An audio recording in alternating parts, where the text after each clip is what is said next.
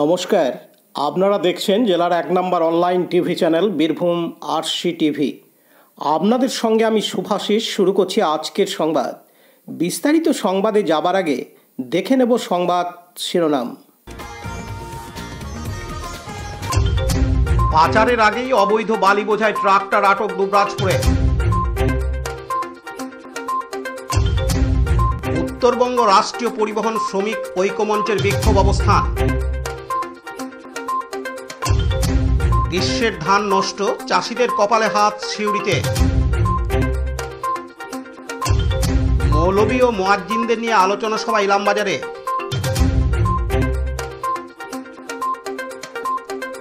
দেওয়া হবে 2025-এর পড়ুয়াদের সংবর্ধনা বোলপুরে।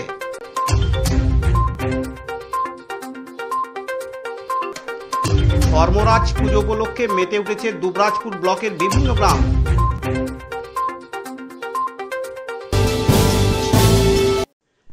দুবরাজপুর থানার পুলিশ পানাগড় দুবরাজপুর রাজ্য সড়কের হেতমপুরের গড়ের মাঠের কাছে দুটি অবৈধ বালি বোঝাই ট্রাক্টর আটক করে। নদী থেকে বেআইনিভাবে বালি তুলে গভীর রাতে অবৈধভাবে পাচার করা হচ্ছিল, যা রুখে দিল দুবরাজপুর থানার পুলিশ। পুলিশ দেখে ট্রাক্টর ছেড়ে পালিয়ে যায় চালকেরা। পুলিশ ইতিমধ্যেই মামলা রুজু করেছে। ট্রাক্টরের নাম্বার ধরে মালিকের খোঁজ চালাচ্ছে দুবরাজপুর থানার পুলিশ। পাশাপাশি শনিবার 10ই মে পানাগড় দুবরাজপুর রাজ্য সড়কের হেতমপুর বাস স্ট্যান্ডের কাছে অবৈধ বালি বোঝাই একটি ট্রাক্টর আটক করে দুবরাজপুর থানার পুলিশ। যদিও এক্ষেত্রে পুলিশ দেখে পালিয়ে যায় চালক। লালটু মুখার্জির report, Birbhum RC TV, Dubrajpur. এখন বিজ্ঞাপন বিরতি, ফিরে আসছি বিরতির পর। স্কুল ড্রেস এর বিপুল সম্ভার ও সামগ্রী একই ছাদের নিচে। এখানে যে কোনো স্কুল, কলেজ, বেসরকারি শিক্ষা প্রতিষ্ঠান, সিকিউরিটি গার্ড, কেটারিং এর ইউনিফর্মও তৈরি করা হয়। এখানে প্যান্ট, শার্ট, স্কার্ট, জুতো, মোজা, সোয়েটার, ব্লেজার, টুপি, বেল্ট, টাই, জলের বোতল, টিফিন বক্স ও অন্যান্য ইউনিফর্ম সেলাই ও সাপ্লাই করা হয়। এখানে নামি দামি কোম্পানির প্যান্ট, শার্ট, পাঞ্জাবি, পাজামার পিস ও থান কাপড় পাওয়া যায়, যেমন বিমল, রেমন্ডস, ডোনিয়ার, কেলভিন। এখানে গিফট আইটেম, আধুনিক ডিজাইনের কার্পেট, ডাইনিং কভার, পাপোশ, পর্দা ইত্যাদি পাওয়া যায়। বিশেষ প্রস্তাব, প্যান্ট, শার্ট, ব্লাউজ, চুড়িদার, সেলাই ও ফলস পার করা হয়। যোগাযোগ করুন 9883752306। ঠিকানা দুবরাজপুর ফ্যাশন এক্সপ্রেসের পাশে। এখন বিজ্ঞাপন বিরতি, ফিরে আসছি বিরতির পর। আজ সোমবার 12ই মে সিউড়ি সরকারি বাস স্ট্যান্ডের উত্তরবঙ্গ রাষ্ট্রীয় পরিবহন শ্রমিক ঐক্যমঞ্চের পক্ষ থেকে শ্রমিক স্বার্থে কিছু সমস্যা নিয়ে অবস্থান বিক্ষোভে সামিল হন। এদিন তারা হাতে প্লাকার্ড নিয়ে সকাল 10টা থেকে বিকেল 5টা পর্যন্ত এই বিক্ষোভে সামিল হন, যেখানে দলমত নির্বিশেষে সমস্ত শ্রমিকরা এক জায়গায় হয়ে বিক্ষোভ অবস্থানে সামিল হন। তাদের দাবি, সরকার প্রদত্ত স্মারক 1066 চালু করতে হবে, বেতন বৃদ্ধি করতে হবে। এমন একাধিক সমস্যার দাবি তুলে এনে এদিন তারা অবস্থান বিক্ষোভে নামেন এবং একটি লিখিত ডেপুটেশন ও ডিপো ইনচার্জকে জমা দেন তারা। তবে পরিবহন বন্ধ না রেখে মানুষের স্বার্থে বা সুবিধার্থে মানুষের কথা ভেবে তারা সমস্ত বাস চালু রেখে অবস্থান বিক্ষোভ করেন সিউড়ি সরকারি বাস স্ট্যান্ডে। এদিন বিক্ষোভরত শ্রমিক জানান, আজকে আমরা সমস্ত শ্রমিকরা দলবিশেষ নির্বিশেষে আমরা সমস্ত শ্রমিকরা একত্রিত হয়ে আজকে আমরা আমাদের বেতনের জন্য অবস্থান বিক্ষোভে বসেছি এবং এই অবস্থান বিক্ষোভ ততদিনই চলবে যতদিনে আমাদের বেতনের বৈষম্য যে একটা তৈরি হয়েছে, যেটা সঠিক না হবে ততদিন অবধি আমরা এইভাবে আন্দোলন করে যাবো। হচ্ছে আমাদের 1066 মেমো নাম্বার বিগত 3 মাস আগে চালু হয়েছে, কিন্তু জানি না কি কারণে এখন অবধি ড্রাইভার এবং কন্ট্রাক্টর বা মেকানিকদের মধ্যে একটা বৈষম্য দেখা যাচ্ছে বেতনের ক্ষেত্রে। সেটা যাতে সবাই সমানভাবে পায়, সমস্ত শ্রমিক কর্মচারী সমানভাবে পায়, তার জন্য আমাদের অবস্থান বিক্ষোভ। আজকে আমরা এখানে অবস্থান করছি 10টা থেকে 5টা পর্যন্ত। আগামীকালও করবো এবং আগামী পরশু করবো। এরপরে এখান থেকে করার পর আমরা আমাদের সদর দপ্তর কুচবিহারে গিয়েও আমরা ওখানে গিয়েও বসার পর আমরা আমাদের দাবি আদায় করব। আজকে আমরা আমাদের দিপুর ডিআই অফিসের সামনে বসেছি। ডিআইকে আমরা আমাদের একটা স্মারকলিপি দিয়েছি যে আমরা আন্দোলন করছি এবং এই আন্দোলনে যদি রাস্তা সঠিক না হয় এরপরে আমাদের আগামী দিনে অনেক রকমের আন্দোলনের রাস্তা আছে, আমরা সেই আন্দোলনের পথে চলবো। হ্যাঁ, যতদিন না চলবে না ততদিন অবধি আমরা এই আন্দোলন, আমাদের যে শ্রমিক ঐক্য মঞ্চ তৈরি হয়েছে, এই শ্রমিক ঐক্য মঞ্চ যেভাবে আমাদেরকে নির্দেশ দেবে সেইভাবে আমরা চলবো। আমি শরীফ মোহাম্মদ, আমি এখন সিউড়িপুর একজন শ্রমিক। অন্যদিকে ডিপো ইনচার্জ রূপকুমার সরকার বলেন, এদের দাবি হচ্ছে বোথ ইউনিয়ন বলতে তৃণমূল পরিচালিত যে শ্রমিক ইউনিয়ন আছে ওটা একটা, আর সিপিএমের সিটু পরিচালিত ইউনিয়ন আমাদের ডিপার্টমেন্টের, যে এই ইউনিয়নের বোথ ইউনিয়ন মিলিয়ে এরা একটা অবস্থান বিক্ষোভ নিয়েছে সকাল 10টা থেকে বৈকাল 5টা পর্যন্ত। শ্রমিকদের মাইনে বাড়ানোর দাবি, কন্ট্রাকচুয়াল শ্রমিকদের মাইনে বাড়ানোর দাবি। আমার এটা ওদের একটা ইয়ে হয়েছে, আমাকে একটা লিখিত দিয়েছে, আমাকে নয়, ম্যানেজিং ডাইরেক্টরকে, ম্যানেজিং কাজ পাঠিয়ে দেবো, কপি পাঠিয়ে দেবো। আমার নাম রূপকুমার সরকার, ডিপো ইনচার্জ। পার্থ দাসের report, Birbhum RC TV, Suri. এখন বিজ্ঞাপন বিরতি, ফিরে আসছি বিরতির পর। সব থেকে ভালো চিকিৎসা সবচেয়ে কম খরচে, সবচেয়ে কম খরচে, সব থেকে ভালো চিকিৎসা সবচেয়ে কম খরচে, সবচেয়ে কম খরচে। বিশ্বমানের স্বাস্থ্য পরিষেবা মিলবে দিনে রাতে, বিশ্বমানের স্বাস্থ্য পরিষেবা মিলবে দিনে রাতে। মণি মহেশ হসপিটাল, মণি মহেশ হসপিটাল, মণি মহেশ হসপিটাল, মণি মহেশ হসপিটাল, মণি মহেশ হসপিটাল, দুবরাজপুর, বীরভূম। ফিরে এলাম বিরতির পর। সিউড়ি থানার অন্তর্গত সিউড়ি 1 নম্বর ব্লকের মল্লিকপুর পঞ্চায়েতের আড্ডা, কুতুরা, চাঙ্গুরিয়া গ্রামের চাষিদের কপালে হাত। তারা যে গ্রীষ্মের ধান লাগিয়েছিল সেই সমস্ত জমির ধান নষ্ট হয়ে গেছে। তবে কি কারণে ধান নষ্ট হয়ে গেছে বা সাদা রূপ নিয়েছে তা এখনও চাষিদের কাছে ধোঁয়াশা রয়ে গেছে। সিউড়ি ব্লকের মল্লিকপুর পঞ্চায়েতের এই সমস্ত গ্রামের চাষিদের প্রায় 100 একর জমির ধান নষ্ট হয়ে গেছে। এদিন ক্ষতিগ্রস্ত চাষি জানান, কারণ আমাদেরকে সরকার গ্রীষ্মে জল দিয়েছিল চাষ করার জন্য, তো আমরা চাষ করেছি, এলাকা জুড়ে বড় ধান চাষ করেছি। চাষ করার পরে আমরা জমিতে ওই ধানে বহু রকম কীটনাশক দিয়েছি, অনেক কীটনাশক দিলাম, 4 থেকে 5 বার কীটনাশক দিলাম, কিন্তু ধানকে আমরা রক্ষা করতে পারলাম না। ধান যা পরিস্থিতি তাতে তো ধানে একবারে শীষ নেই, সব মরে গিয়েছে। এখন আগে যা খরচা করেছি সেটা তো উঠবেই না। এখন ভাবছি হারভেস্ট দিয়ে কাটাবো, তা হারভেস্ট দিয়ে কাটালে হারভেস্টের টাকাটাও হবে না, তা আমরা কী করবো? আমাদের যা পরিস্থিতি, তা চাষিদের এখন কোমর ভেঙে গিয়েছে। আমরা সরকারের কাছে গিয়েছিলাম, দরখাস্ত লিখেছি, ভাবছি সরকার যদি এই দপ্তরে একটু ইনকোয়ারি করে তাহলে ভালো হয়। কারণ চাষিদের এখন জমিটা কিভাবে পরিষ্কার করব? জমিটা পরিষ্কার করতে গেলে সে খরচাটা উঠবে না। ধান নেওয়া যাবে? এই ধান নেওয়া যাবে না, ধান উঠবে, ধান নেওয়াই যাবে না, ধানই তো নেই। দেখুন এই যে একটা শীষেও ধান নেই, তাহলে কি করে কি করবো? চাষিরা আগামী পরবর্তী ক্ষেত্রে চাষ কি করে করবে? গ্রীষ্মের ধান প্রত্যেকটা চাষি মন মাথায় বাঁচছে। এখন না চাঙ্গুরিয়া, কুতুরা, আড্ডা এলাকা জুড়ে চাষি, প্রত্যেকটা চাষিরই।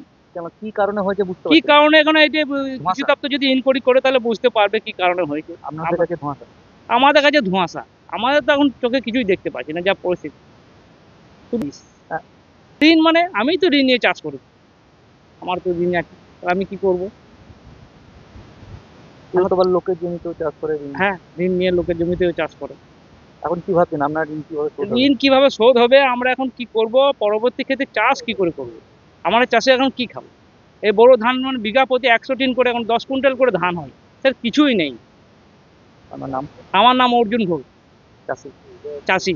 আমি যেমন 7.5 বিঘে জমি চাষ করছি, 3 একর, একটাও ধান তোলা যাবে, মানে যেটা কাটবো হারভেস্ট, সে টাকাটা হারভেস্টের টাকাটা হবে না, তাহলে জমিটা আমি কি করে কাটবো? আর জমিটা পরিষ্কার না করলে আবার বর্ষার চাষটাও করা যাবে, তাহলে বলুন কি করা যাবে? পার্থ দাসের report, Birbhum RC TV, Suri. এখন বিজ্ঞাপন বিরতি, ফিরে আসছি বিরতির পর।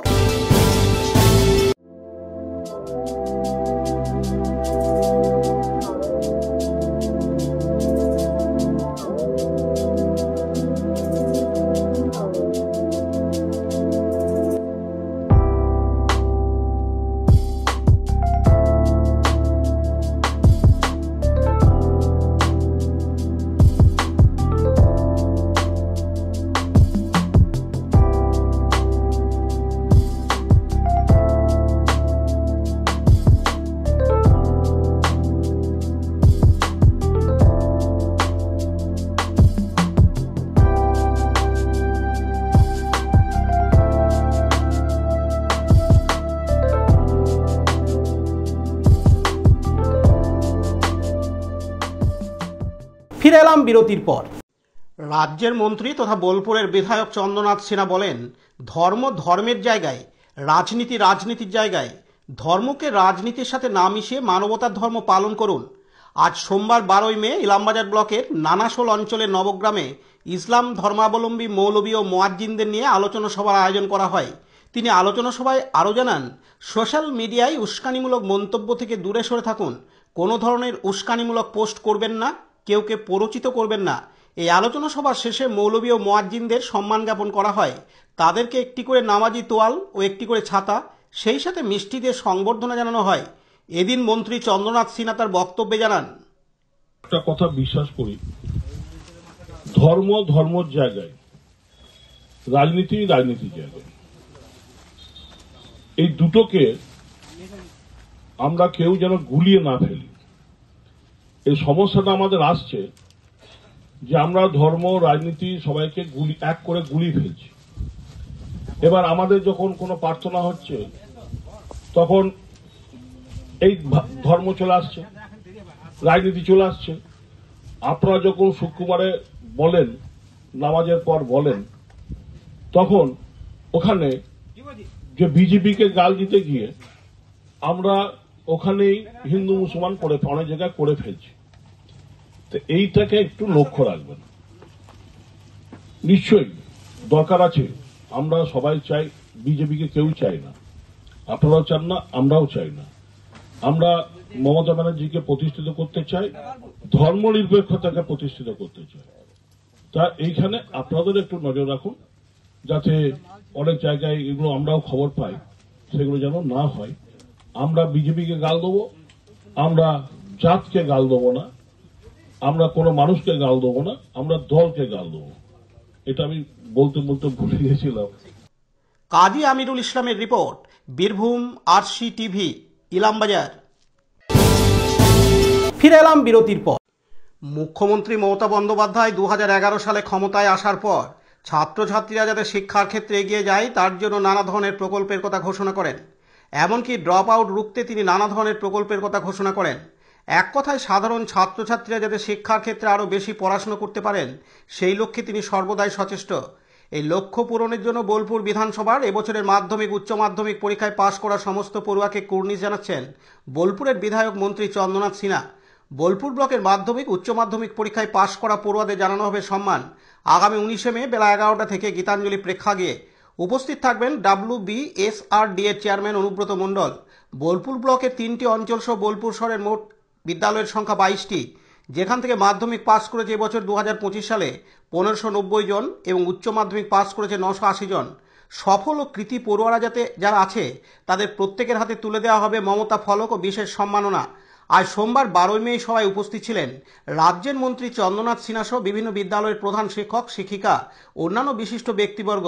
আজকের এই অনুষ্ঠানটি অনুষ্ঠিত হয় বোলপুর উচ্চ বিদ্যালয়ে। এদিন মন্ত্রী চন্দ্রনাথ সিনহা জানান, কাজী আমিরুল ইসলামের report, Birbhum RC TV, Bolpur. ফিরে এলাম বিরতির পর। দুবরাজপুরের লোবা গ্রাম পঞ্চায়েতের কোটা গ্রামের শতাব্দী প্রাচীন ধর্মরাজ পুজো উপলক্ষে মেতে উঠেছে গ্রাম বাংলার মানুষ। কোটা গ্রামের রায়পাড়া এবং মুখার্জি পাড়ার মানুষ ধর্মরাজ পুজো উপলক্ষে মেতে উঠেছে। দুদিনের জন্য দুই পাড়াতেই বসেছে গ্রাম্য মেলা। ধর্মরাজ পুজো উপলক্ষে দুই পাড়াতেই দুদিন ধরে হয় লেটো গান, যা রসদ উপভোগ করতে আজও গ্রাম বাংলার মানুষ মুখে থাকেন। গতকাল রবিবার 11ই মে ছিল বানামো। এদিন দুই পাড়াতেই ধর্মরাজ পুজোর বিভিন্ন রীতির রেয়াজ থাকে। কোটা গ্রামে দিনভর দুই পাড়াতেই রীতি মেনে ঢাকঢোল সহ নানা বাদ্যযন্ত্র সহকারে গ্রামের মানুষজন নানা ধরনের সাজে রাস্তায় বের হয় সংসেজে, যা দেখতে রাস্তায় ঢল নামে মানুষের। অজয় নদের ধারে একটি ফাঁকা মাঠে ধর্মরাজ পুজো উপলক্ষে রায়পাড়া ও মুখার্জি পাড়ার বাজি ফাটানোর প্রদর্শন হয়। গভীর রাত থেকে শুরু হওয়া এই বাজি ফাটানো দেখতে দূর দূরান্ত থেকে মানুষ ছুটে আসেন। কয়েক ঘন্টা ধরে চলে দুই পাড়ার বাজি ফাটানোর প্রদর্শন।